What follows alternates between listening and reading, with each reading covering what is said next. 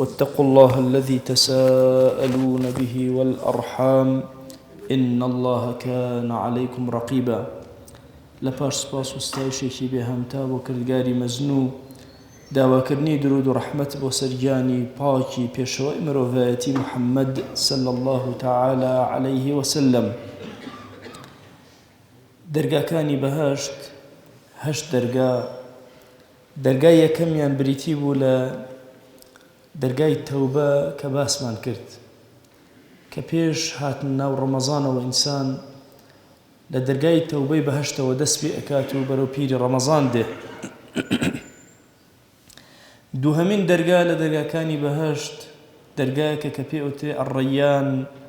پێغەمبەریان صلى الله عليه وآله وسلم أفرمي إن في الجنة بابا يقال له الريان يدخل منه الصائمون يوم القيامة.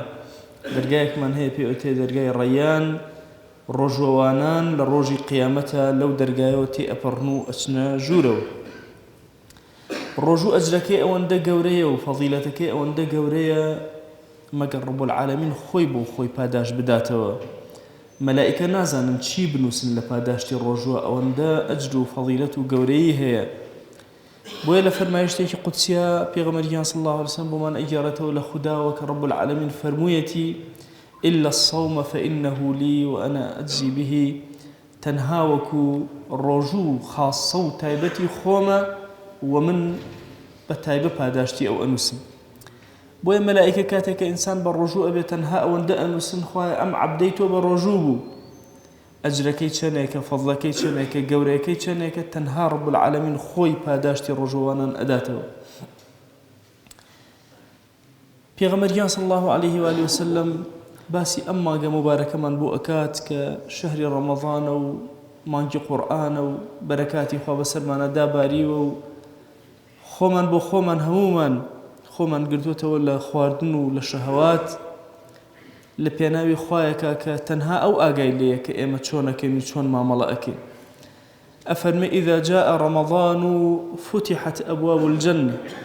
لەگەڵ هاتنی مانگی ڕەمەضانە دەرگاکانی بەهەشت هەمووی واڵا ئەبێت. وغلقت أبواب النار. همو دەرگاکانی جەهەنەمیش هەر هەمووی دائەخرێ. بۆی هەندێک لە عولەما فەرموویانە ڕاستە ڕۆژوو تەنها دەرگایەکی تایبەتی بۆ ئامادەکراوە، بەڵام مانگی ڕەمەزان هەموو دەرگاکانی بەهەشت ئەخاتە سەر پشت بۆ ئینسان. و ئەفەرمێ وصفدت الشياطين. زۆر کات ئێمە وایەتە خەیاڵمانەوە کە باسی صفدت الشياطين ئەکرێ سلسلة الشياطين لە حەدیثەکانە و ئەزانیتر شێطانەکان تەواو ئەبەسرێنەوە و هیچ حەرەکە و جوڵەیەکیان نامێنێ. ابن حەجەری عەسقەلانی لە شەرحی بوخاریە ئەفەرمێ علەما زۆر تعبیری ئەم حەدیثەیان کردووە چۆن شەیاطین ئەبەسرێنەوە ئێمەش تووشی گوناهە بین. ئەفەرمێ لەناو شەیاطینە سێ شت هەن. شەیاطین هەن، مەڕەدەت الجن هەن لەگەڵ جنە. ئەفەرمێەوەی کە ئەبەسرێتەوە شەیاطینەکانن لەگەڵ مەڕەدەیە. ئەم دوانە ئەگەرنا جنەکان ئەمێننەوە بەسەر زەویە. جوڵە و حەرەکاتی سەرزەویان هەروەکو خۆیەتی. وەکو لە ڕوایەتێکە هاتووە پێغەمبەریان صلى الله عليه وآله وسلم ئەفەرمێ صفدت الشياطين ومەڕەدەت الجن. شەیاطین و مەڕەدەی جن ئەم دوانە ئەبەسرێنەوە بە عامی جنۆکە لە سەرزەویە هەر ئەمێنن. بۆیە ئێمە کاتێک کە باسی وصفدت الشياطين ئەکەین نابێ ئەم نەزڕەیە لە زەینمان نابێ ئیتر شەیطان و جن و ئەمانە بە هیچ شێوازێک لەسەر زەویان نەماون، ئەگەر خراپەیەکمان کرد تەنها و تەنها خۆمانین. نا، ئەوە مەڕەدە و بەهێزەکانی ناو جن نەماون و شەیاطینش لە کۆڵمان کەوتون، بەڵام جنەکان هەرماون لەسەر زەویە. بۆیە کاتێکەوە ئینسانی موسڵمان لە مانگی ڕەمەزانە هەستەکە هەندێک جار خەلەل لە ڕۆژەکەیە دروست ئەبێ. ئەو بەشە لاوازەی شەیاطینەکەوە کارەکە لەسەر زەویە. بۆیە ئێمە ئیمانداران لە مانگی ڕەمەزانەوە نەزانین ئیتر پشتێنمان لێ کردوێتەوە جەنگ و مجاهەدەمان تەواو بووە. جەنگ و مجاهەدە لە مانگی ڕەمەزانە تەواو نەبووە. هەر یەکێک لە ئێمە ئەبێت خەریکی ئەو جیهادە گەورە بێ لەگەڵ نەفسی خۆیە، هەتا وەکو نەفسی بەرەو ئەو لایەنە ئەبات کە ڕەب العالەمین بە ڕەحمەتی خۆی لێ ئەوێ. ئێمە هەمومان ئەزانین کاتێکەوە سرێک لە بینی خۆمان و خوایە هەبێت لە عەبداتی و تاعەتە بریتێ لە ڕۆژوومان، ئاخر ئەبێ ئەم ڕۆژوەمان بپارێزین. ئەبێ ئەو ڕۆژەمان بەو شێوازە بێ کە پێغەمبەریان صلی الله عليه وآله وسلم گرتوویەتی، ئەصحاب گرتویانە، عولەما و ئەولیای گەورەی ئەم ئومەتە گرتویانە. بۆیە ئەبێ ئیلا ڕۆژوو ئێمە گۆڕی بێ. ئەی گەنج ئەگەر ڕۆژوو تۆی نەگۆڕی، ئەی پیر ئەگەر ڕۆژوو تۆی نەگۆڕی، خەلەلێک لە ڕۆژەکە تا حتمەن هەیە. ئەگەر تۆ زاڵ نەبووی بەسەر شاشەیە لە ڕەمەزانە، زاڵ نەبووی بەسەر سفرەتە لە ڕەمەزانە، زاڵ نەبووی بەسەر زمانتە لە ڕەمەزانە، تۆ خەلەلێک لە ڕۆژەکانتە هەیە. تۆ لە ڕەمەزانە لە جەنگێکی زۆر گەورایی، جەنگ لەگەڵ نەفسی خۆتە ئەکەی، جەنگ لەگەڵ جنۆکەکانە ئەکەی، جەنگ لەگەڵ ڕەفیقی خراپە ئەکەی. ئەبێ ڕەفیقی خراپەکانت واز لێ هێنابێ، تەرکت کردبێ، تایبەت ئەو شاشەیی کە هەتە و پڕە لە ڕەفیقی خراپت. ئەبێ هوشیارانە مامەڵەکەی، ئەبێ جەنگت کردبێ لەگەڵ شەهەواتت، لەگەڵ شوبهاتت. بۆیە عولەما فەرموون لە مانگی ڕەمەزانە 5 جەنگ لە ئینسانە دەست پێ ئەکا.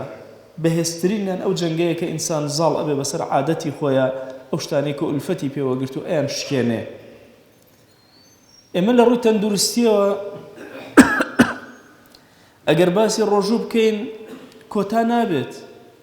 ئەوەندە زانایان و دیراسەی ئەمڕۆ باسی ڕۆژویان کردووە کە چەند گرنگە، بەڵام کاتێک کە سەیری فەلسەفەی ڕۆژوو ئەەکەی، هەرچی بەرنامە هەیە لەسەر زەویە ئەیانەوێ شتێ بدەن بە فەقیر و فەقیر بەرزکەنەوە بۆ ئاستی دەوڵەمەند، ئیلا ڕۆژوو نەبێ دەوڵەمەند ئەهێنێ بۆ ئاستی فەقیر و برسی ئەکە. ڕۆژوو بۆ ئەوە نییە برسیت نەبێ، بۆ ئەوە نییە تۆ پاشێ ئەوەندەت خواردبێ هەتا ئێوارە برسیت نەبێ، نا بەعەکسە. ڕۆژوو بۆ ئەوەیە تۆ لەزەت کەی لە برسێتی، چێژ وەرگری لە برسێتی، لاشەت پاکەیتەوە لەو ئەزرارە گەورانە و لەو ژەهرە گەورانەی کە لە ساڵێکا تۆ ئەی خۆی. بۆیە ئینسان ئەبێت تەمرین کە لەسەر ئەوەی کە چۆن بە ڕۆژوو ئەبێ. ئیمامی غەزالی ئەفەرمێ لە 37 ڕۆژە ئینسان ئەتوانێت وەها بکە لە خۆی تەواوی عادەتەکانی بگۆڕ. ئەفەرمێ پێشتر هەرچیت خواردووە لەسەر سفرە نیوەی زیاد بوو، ئەگەر 2 نانت خواردووە حتمما نانێکیت بە زیادە خواردووە لێی گەڕێ، هیچ تەسیر لە لاشەی تۆ ناکە، لە سیحەتی تۆ ناکە. ئێمە 2 جۆر برسێتیمان هەیە، برسێتێکی درۆزنانە و برسێتێکی حەقیقیمان هەیە. ئێمە زۆر کات برسێتی درۆزنانە فێر بووین، لەو کاتانەی لەو ژەمانەی کەوانانمان خواردووە زەنگ لێ ئەدا، هاواری برسێتی ئەکا، کەمێ خۆت غافڵ کە ئەویش غافڵە بێ. بۆیە گرنگە ئێمە ڕۆژەکان کاتێک کە ئەگرین بزانین چۆنمان گرتووە، فعلەن ئەبێ خۆمان برسی کردبێ.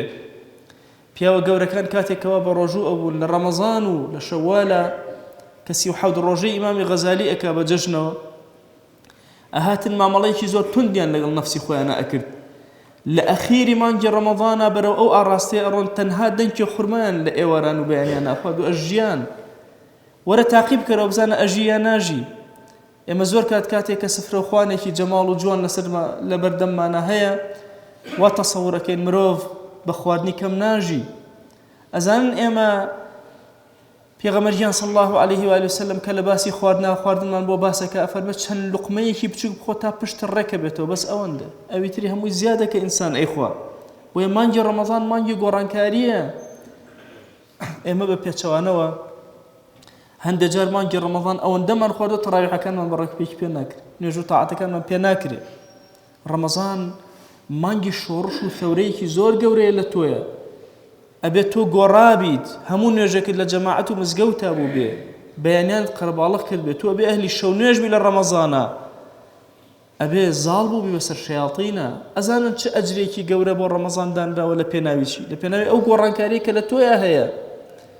پێغەمبەریان صلی الله عليه و آله وسلم ئەفەرمێ ڕەمەزان مەیدانی مەغفیرەتی ذنوب، هەرچی گوناهتە خوا لێ تەبورێ. ئەفەرمێ من صام رمضان إيمانا واحتسابا غفر له ما تقدم من ذنبه، هەرچی گوناهی لە ژیانە کردبێ خوا جەل جەلاوەهو لێ ئەبورێ بەهۆی مانگی ڕەمەزان و ئەوەندە گەورەیە. لە مانگی ڕەمەزانە ئەتپارێزێ لە ئاگر. الصيام جنة، ڕۆژەکان جنەیە، قەڵغانە، ئەمان پارێزێ لە ئاگر. لە بەرەبانگە کاتێکەوە تۆ ڕۆژەکەت ئەشکێنی، تصور کە فەرحەیەک بۆ دڵت دێ کە ئەمڕۆ کارێکی گەورەت بۆ خوا کردووە، بۆ دینەکە ڕەب العالەمین کردووە، سرێکی بینی خۆت و خواتت پاراستووە ئەمڕۆ. ئەفەرمێ هەموو ڕۆژەوانێک 2 فەرحەی بەرەکە. فەرحەیەک کاتێک کە ئێوارە ڕۆژوو ئەشکێنێ، فەرحەی دوو هەمیان لەو لەحزایە کە بە حوزوری خوا ئەگات. ئەو ڕۆژوە ئەوەندەی سەربەرز کردووە لە حوزوری خوایە، هەز بە چێژێکی زۆر گەورە ئەکا. تەنانەت ئەو بۆن و هاڵاوەی کە لە دەمی ئینسان دێت، لەلای خوا جەل جەلالوه ئاطیەب من ڕێح المسک، لە بۆنی میسک زۆر خۆشەویستتر و جوانترە. ئێمە وا تەسەوور نەکەین کە ئەو بۆنانەی کەوا لە دەمی ئینسان دێ ئەو بۆنەیە. ئیمامی نەوەوی ئەفەرمێ لە باسی ئەم بۆنەی کەوا لە دەمی ئینسانی ڕۆژەوانە دێ، ئەفەرمێ ئەو بۆنە نییە کە لە دەمی ئینسان دێت، چونکە سنەتە ئینسانی مسلمان دەمودانی زۆر پاک و جوان بێ. جەماعەتی هاتن لای پێغەمبەرگیان صلی الله علیه وسلم، دانیان زەرد بوو، تووڕە بوو، دەموچای یا بەیەکە. فەرمووی چییە خەڵکێکی بۆ لای من کلس بەسەر دانەکانوێتی؟ ئایا دارێکی عێراق و بە شامی دەست ناکەوێت؟ ئێمە طبعا لە کوردستانی خۆمانە تەنها داری عێراق بەکارهێنین، داری سیواک. دارێتر هەیە ئەوانەی کە ئەچن عومرە ئەتوانن پایکن پێوتر داری بەشام، ئەویش فەوائیدی زۆر زۆرە بۆ دەمودانی ئینسان. ئەفەرمێ ئەم دوو دارەیان دەست ناکەوێت دانەکانی پێ پاککەنەوە جوان. تەسەوورکەن ئەم بەرنامە شیرینەی ئێمە لە دانشۆردنێکەوە تا حکمی سەرزەوی تایە. بۆیە ئیمامی نەوەوی ئەفەرمێ ئەو بۆنەی کە ئەو حەدیثە باسی کردو بۆنێک نێ لە دەمی ئینسان دێ، بۆنێکە کە لە مەعیدەی ئینسان دێ لە چۆڵیە کەوا هیچی نەخواردووە ئەوەندە خۆی گرتووەتەوە. ئەو بۆنە لەلای خوا جەل جەلالوه ئەطیەب من ڕیح المسک. ئەبوو ئومامەی باهیلی ئەفەرمێ هاتمە خزمەت پێغەمبەر صلی الله عليه و سلم، وتم یا ڕەسوڵ الله ئەمرێکم پێ بکە کە زۆر سوود بە من بگەێنێ، لە بەردەم خوایە زۆر سەربەرزم کە، ڕوسوری حضوری خوام کە.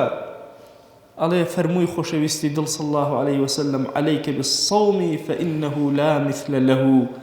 ڕۆژوو بگرە، ڕۆژوەکە هیچ شتێک نییە بەرقەرەبووی ئەو کاتەوە، ئەوەندە گەورەیە لە حضوری خوایە. دەی ئێمە لەم مانگاین، ئێمە هەر بە ڕۆژوو ئەبین، هەر خۆمان ئەگرینەوە، دەبا ئەو ڕۆژە بگرن کە ڕۆژی محەممەدیە، دەبا وا خۆمان پارێزین وەکو ئەصحابی پێغەمبەر صلی الله عليه و آله وسلم.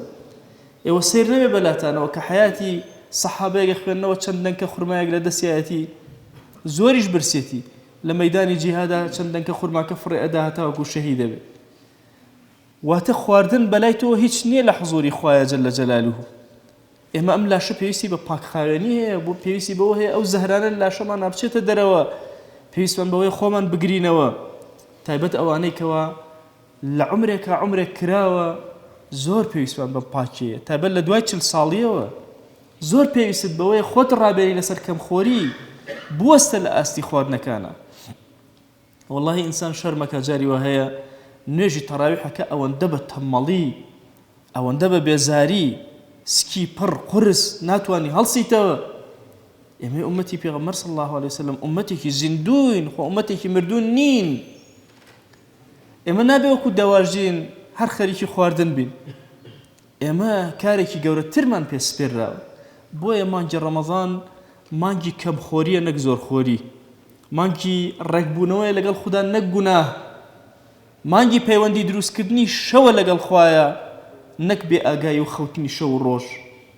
ئومێد مەخوای گەورە ئەم مانگی ڕەمەزانە بکاتە مانگێک بە سەرمانە هەرچی جەماڵ و کەماڵی ڕۆژووە فێری بووبین و تێگەشتی بوون، بەهۆی ڕۆژووە بەرز بووبینەوە و بە لیقای خوا شاد ببین.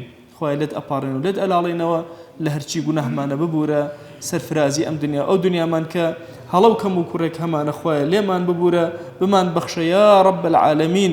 خوای داوات لێ ئەکەین بە کەڕەمی خۆت، بە ڕەحمەتی خۆت، بە بەزەیی خۆت دەرگاکانی خێر بەسەر ئەم میلەت و گەلەی ئێمە بکەرەوە یا رب العالمین.